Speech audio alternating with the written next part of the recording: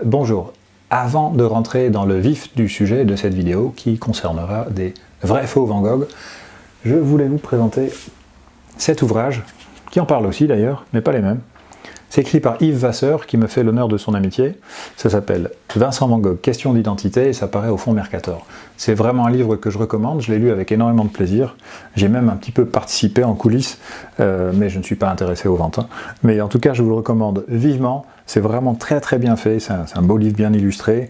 Et puis il y a notamment une histoire qui nous raccorde directement à notre problématique du jour, c'est justement les attributions à Van Gogh. Qu'est-ce qui est un Van Gogh et qu'est-ce qui ne l'est pas? Eh bien, grâce à Yves Vasseur, maintenant, ces deux dessins assez épouvantables sont, à mon avis, définitivement déclassés. Maintenant, ce sont les conservateurs de la National Gallery of Art de Washington qui vont devoir prendre des décisions et faire leurs recherches, puisque c'est dans cette collection-là que ces deux dessins se trouvent.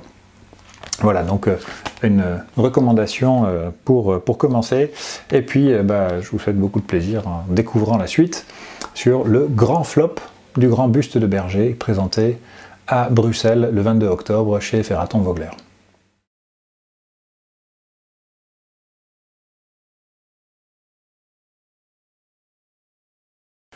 Donc le 22 octobre dernier, et nous sommes en novembre 2020, dans un silence médiatique assourdissant, deux tableaux prétendus de Van Gogh étaient proposés à Bruxelles, dans la salle de vente Ferraton Vogler.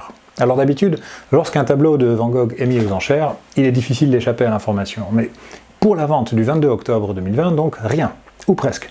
Et pourtant, la vente était dûment annoncée par les canaux habituels et n'a pas échappé aux journalistes spécialisés. Mais presque aucun journal n'a estimé que l'événement valait la peine d'être couvert. Et sans surprise pour ceux qui connaissent le marché des œuvres de Van Gogh, ces deux tableaux, estimés à entre 3 et 5 millions pour ce qui est décrit comme un grand buste de Berger et 400 à 500 000 euros pour une tête de paysanne, n'ont pas trouvé preneur. Je ne suis pas un expert de l'authentification des tableaux et je ne saurais me prononcer sur une attribution.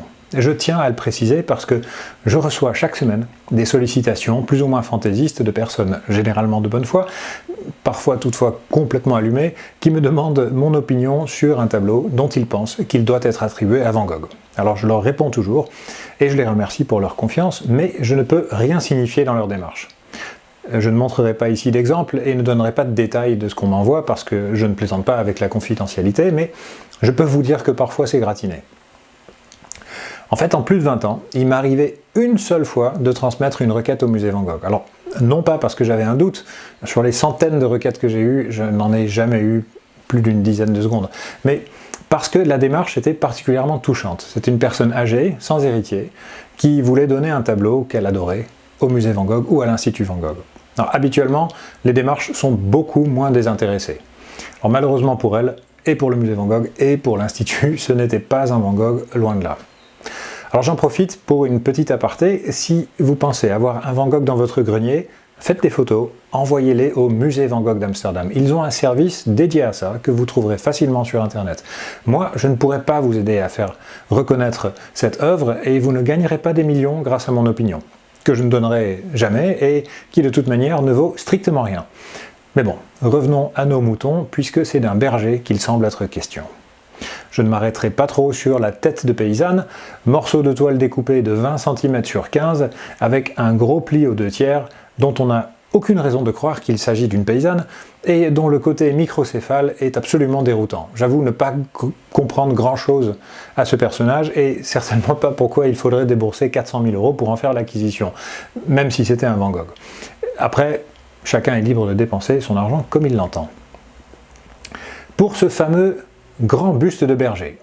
Alors je rappelle, encore une fois, c'est un peu lourd mais il le faut, je ne suis absolument pas compétent pour me prononcer sur une attribution à Van Gogh, ou pour quelque tableau que ce soit, a fortiori celui-là que je n'ai jamais eu entre les mains. Et si on me demandait mon avis, je serais tout au mieux embarrassé. Je ne sais pas analyser les pigments, ni compter les fils de la toile, je n'ai pas de spectromètre, je ne suis pas équipé d'appareils de radiographie, et de toute manière, je ne sais pas m'en servir, ni en interpréter les résultats. L'expertise d'une œuvre d'art est une affaire complexe, demande l'intervention d'un grand nombre de spécialistes venus de domaines différents. Le temps où on pouvait dire qu'on était donc connaisseur et que, en cette qualité, on pouvait bien juger par habitude et par familiarité avec une œuvre de son attribution, en se basant sur les considérations hautement érudites de style ou de facture, est heureusement révolu. Alors ceci dit, il n'en est pas moins vrai que certaines caractéristiques des œuvres ne sont pas encore, mais ça viendra, tout à fait automatisées. Impossible de nier qu'on reconnaît la voix d'un être cher entre 1000 autres voix. On peut donc également reconnaître une patte, une écriture entre 1000 autres. Cela tient à une myriade de petits détails qu'on perçoit sans réussir à les nommer individuellement. Et on a alors recours à des termes plus vagues, on sent, on estime, on pense et puis on croit. Ce sont des intuitions précieuses, indispensables même dans l'approche, dans la discrimination première entre ce qu'il faut écarter immédiatement et ce qui mérite un examen plus minutieux. C'est d'autant plus vrai et juste que cela l'est pour n'importe quel autre domaine scientifique. Mais ce n'est jamais suffisant, et ça doit toujours être confirmé par des données objectives. Le passé nous apprend que de très grands spécialistes, en attribuant des tableaux à Vermeer, à Rembrandt ou à Van Gogh, se sont invraisemblablement vautrés. Ils ne s'appuyaient que sur leur familiarité avec l'œuvre d'un peintre, sur cette fameuse qualité de connaisseur, faute de mieux. Et ils n'avaient pas encore les instruments, ni les méthodes développées depuis, et non, tout n'était pas mieux avant. Pour ma part, en tout cas, je me garderai volontiers de suivre cette voie qui semble être celle qu'emprunte gaillardement Benoît Landais, l'expert de la vente Ferraton-Vogler. Je ne suis donc pas en mesure de donner des faits objectifs scientifiques pouvant remettre en cause l'attribution proposée à Van Gogh pour ce tableau surprenant. Mais j'ai ma petite idée quant aux raisons qui font que non seulement il n'a pas trouvé preneur, mais qu'il n'a même pas généré le moindre intérêt médiatique. Les arguments de Benoît Landais sont atterrants, un peu arrangés et ne reposent in fine que sur son intime conviction. Donc naturellement, l'intérêt journalistique, lorsqu'il n'y a pas d'informations fiables, ne se manifeste pas. Alors on a eu une poignée d'articles pour dire qu'il n'y avait pas grand-chose à dire, et puis pour nous rappeler que le musée Van Gogh, dans le passé, avait rejeté l'attribution à plusieurs reprises. Tout aussi naturellement, on ne s'est pas bousculé au portillon avec des liasses de billets pour remporter ce lot. Je vous propose de nous arrêter un instant sur le titre « Grand buste de Berger ». Alors l'analyse du titre ne requiert pas de rayon X ou de lumière rasante, et je peux donc en dire un mot. Pour qu'un tableau porte un titre, il y a plusieurs solutions. La première, évidente, c'est quand un artiste écrit lui-même le titre sur le tableau. Alors Van Gogh l'a fait pour le jardin de d'Aubigny par exemple, ou pour le café de nuit. La deuxième possibilité, c'est quand il désigne l'œuvre sous ce titre dans une lettre ou un autre document, comme il l'a fait pour les mangeurs de pommes de terre. Ou bien quand le tableau est exposé avec le titre, même après la mort de l'artiste, et que ce titre est repris dans le catalogue de l'exposition, puis repris dans les suivants. Ces titres-là sont davantage des désignations, des descriptions, qui correspondent à ce que les premiers exposants ou les éditeurs des catalogues comprenaient de l'œuvre. Ça donne parfois des résultats surprenants, lorsque les exposants ignorent où le tableau a été réalisé, et donc ces titres ont tendance à changer avec le temps et l'évolution de nos connaissances. Cette tête de Bretonne par exemple, qui représente en fait une brave paysanne du Brabant, ou cette plaine d'Arles, que l'on a relocalisée heureusement à Auvers-sur-Oise. Pour le grand buste de Berger, alors il n'y a pas de titre sur le tableau, il n'a jamais été exposé, et donc figure dans aucun catalogue, ce qui est pour le moins étonnant pour un tableau qui porte une signature Vincent aussi évidente, et il n'est pas décrit dans la correspondance ou quelque autre document historique que ce soit qui pourrait le lier à Van Gogh.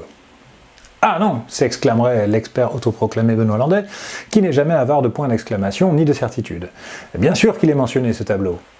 Benoît Landais se base sur un extrait d'une lettre d'octobre 1884 de Vincent à Théo, dans laquelle il écrit « Si je peignais d'abord ici une trentaine de têtes, je pourrais mieux profiter d'Anvers.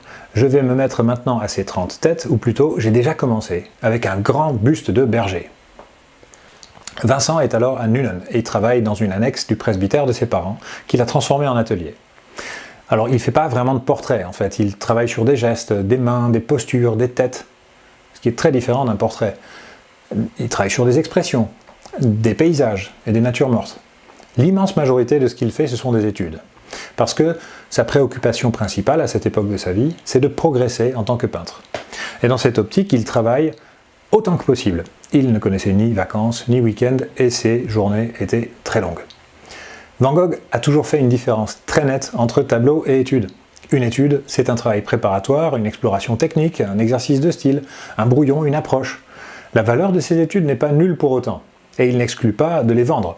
Mais il les voit surtout comme une source de documentation, et peut-être comme une forme de monnaie d'échange avec d'autres artistes.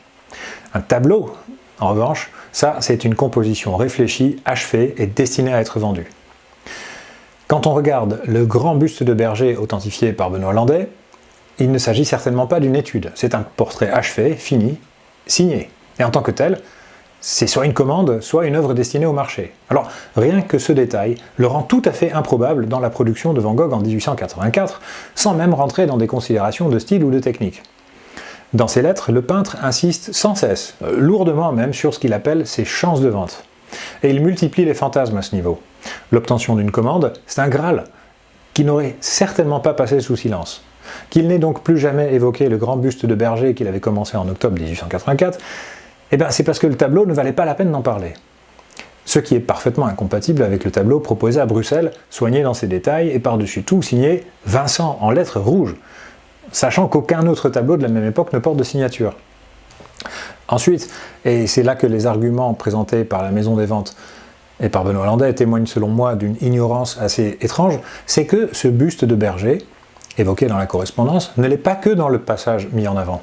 Il est aussi mentionné dans la lettre précédente, écrite 3 jours auparavant, avec une description. Je cite Vincent, « Je suis en train de travailler à une figure de berger portant une grande cape. » Et un peu plus loin, « Si cela marche un peu avec ce berger, ce sera une figure dans laquelle il y aura un peu du Brabant très ancien. » Alors cette toile, elle avait été perdue, mais Benoît Landais l'ignorait et sans doute, elle a été retrouvée. Elle se trouve sous un autre tableau, Van Gogh ayant parfois recyclé ses toiles. C'est un buste, on y voit la cape et un bâton, attribut habituel du berger. En tant que néerlandais, je suis aussi relativement familiarisé avec la typologie de mes compatriotes, en tout cas lorsque leurs racines remontent jusqu'au XIXe siècle. Le monsieur que nous voyons sur le tableau de la vente Ferraton-Vogler, avec son teint cuivré, ses yeux et ses cheveux noirs, ne correspond en rien au type habituel de la campagne du sud des Pays-Bas. Ses vêtements non plus, avec sa veste courte à boutons dorés, sa chemise à col pour le moins exotique, il n'y a en fait aucune chance pour que ce monsieur sans cape puisse donner la moindre idée du Brabant très ancien. Il n'y a d'ailleurs aucune espèce de raison de croire que le métier de cet individu soit celui de berger. Il n'a aucun attribut pouvant le lier à des activités pastorales. Pas de flûte, pas de bâton, pas de chien, pas de mouton en arrière-fond. En fait, la seule raison pour laquelle ce titre de « grand buste de berger » semble avoir été retenu, c'est justement pour le faire rentrer dans une lettre de Van Gogh en faisant l'impasse sur la référence au même tableau dans la lettre précédente. C'est vraiment l'inverse de ce qu'il faut faire. Raisonnablement, on devrait observer le tableau, en déduire ce que l'on voit et ensuite vérifier s'il y a un lien avec la documentation disponible. Et qu'est-ce qu'on voit si on oublie qu'on cherche un berger peint par Van Gogh?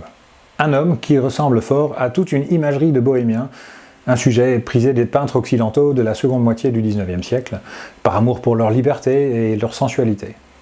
On voit cette signature, en rouge, Vincent, qui ne ressemble à aucune autre signature connue de Van Gogh. Alors j'ai pas d'autre argument pour justifier cet avis que ma familiarité avec ces signatures, ma lecture assidue des originaux de la correspondance, qui m'a amené à regarder des centaines de signatures, des centaines de fois, depuis plus de 20 ans. Mais cela ne relève pas, rappelons-le, de quoi que ce soit d'objectif. Je ne m'attarderai pas sur les cheveux qui me semblent un peu trop finis, des reflets qui me semblent un peu trop stylisés, les yeux de Pokémon. C'est pas mon domaine d'expertise, mais pas plus que celui de Benoît Landais. Et je précise que ce dernier, pour avoir un peu échangé avec lui il y a longtemps, est fin d'esprit, est tout à fait sympathique. Il raconte pas n'importe quoi à tort et à travers, il soulève des problèmes réels sur le parcours et la provenance de certains tableaux de Van Gogh. Alors je suis presque jamais d'accord avec lui, mais j'ai toujours respecté ses points de vue. Le problème, c'est que j'ai l'impression qu'il prend trop souvent les choses à l'envers. Mais revenons au tableau. Qu'est-ce que l'on peut déduire de ce que l'on voit? On peut voir qu'un peintre s'est donné énormément de mal pour peindre un bohémien, dans un style comparable à celui de Van Gogh, mais pas le style de 1884. En fait, c'est une espèce de fourre-tout imitant des détails provenant d'autres époques. Quant à la signature sur un tableau, il faut rappeler que ça ne signifie pas grand-chose en termes d'attribution. Et il n'est pas rare qu'un vrai tableau porte une fausse signature, par exemple, ou que cette signature a été posée des années plus tard, ce qui ne facilite pas les choses. Mais dans le cas présent, la description de la salle des ventes nous apprend que la signature est contemporaine du tableau, estimée à une période située entre 1881 et 1885.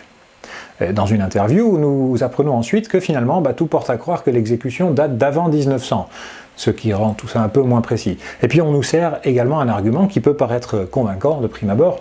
Le tableau ne peut pas être un faux, puisque avant 1900, Van Gogh n'était pas assez connu pour que qui que ce soit se fatigue à faire des faux.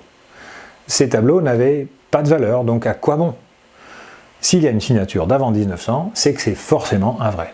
Alors, en dehors du syllogisme épouvantable de cet argument, il faut se rappeler que l'expert de la vente, c'est Benoît Landais, celui qui a écrit un livre intitulé « L'affaire Gachet » avec pour sous-titre « L'audace des bandits ». Alors dans lequel il dénonce toute une industrie de fabrication de faux, tant par Amédée Schufenecker que par le docteur Gachet, avec la complicité et ou la stupidité complaisante de la veuve de Theo, Joburn. Tout ça, immédiatement après la mort de Van Gogh et jusqu'en 1903. C'est pour le moins étrange de dénoncer d'un côté une fabrique de faux animée par des charognards qui se précipitent sur le cadavre encore chaud du peintre, et de ne pas rougir en expliquant doctement qu'il n'y avait aucun intérêt à faire du faux Van Gogh avant 1900. Enfin, de temps en temps, quand je ne comprends pas ce que je lis au sujet d'une technique, je l'essaye moi-même. Je ne sais absolument pas peindre, mais tenter de le faire m'a beaucoup appris, ne serait-ce que sur la difficulté de la chose. Je suis donc équipé de brosses, de palettes, de toiles, de couteaux, de médiums, de cicatifs, de vernis, de chevalets et naturellement de tubes de peinture à l'huile. Certains de mes tubes ont plus de 5 ans, ou 10 ans. Eh ben ils sont impeccables, et je peux les utiliser aujourd'hui.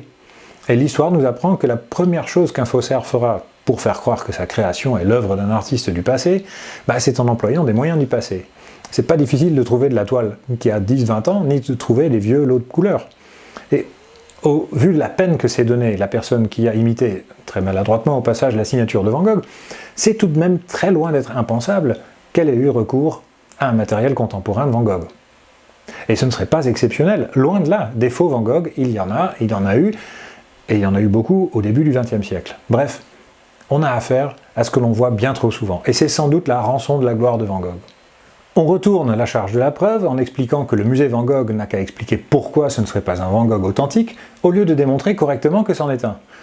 On attribue au passage une autorité au musée Van Gogh qu'il ne réclame pas, parce que le musée peut se prononcer, mais c'est pas comme s'il disposait d'un sceau officiel qui lui conférerait un pouvoir qu'il protégerait ensuite jalousement.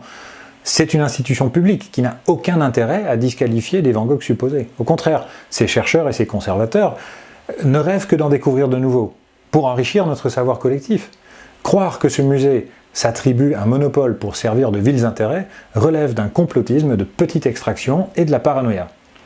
En ce qui concerne la vente avortée de ce grand buste de je ne sais qui, il ne s'agit pas pour autant d'une tentative d'escroquerie de la part de Benoît Landais, du propriétaire du tableau ou de l'hôtel des ventes. Je pense que le premier s'aventure au-delà de ses compétences, que le second a le droit de rêver et que le troisième ne doit pas attacher trop d'importance à sa réputation. En revanche, il me paraît évident que ce tableau a été créé pour faire Van Gogh, et que l'intention de celui qui a imité la signature de Van Gogh n'est pas forcément honnête. Il y a un parallèle très intéressant à faire avec les faux dessins d'Arles qui ont été édités par Le Seuil il y a quelques années, une affaire sur laquelle je reviendrai en détail dans une autre vidéo. En tout cas, en tant que péripétie, cette mise aux enchères ratée est une nouvelle petite perle à ajouter à l'héritage passionnant du peintre des tournesols. J'y vois la preuve que son œuvre est toujours vivante, qu'elle continue à alimenter les fantasmes les plus extraordinaires et à déchaîner toujours autant de passion, 130 ans après son décès. J'en profite encore pour vous rappeler que si vous désirez soutenir mes recherches, n'hésitez pas à vous rendre sur mon site www.arthenon.com. Arthenon s'écrit A-R-T-H-E-N-O-N, comme le Parthénon, mais sans le P.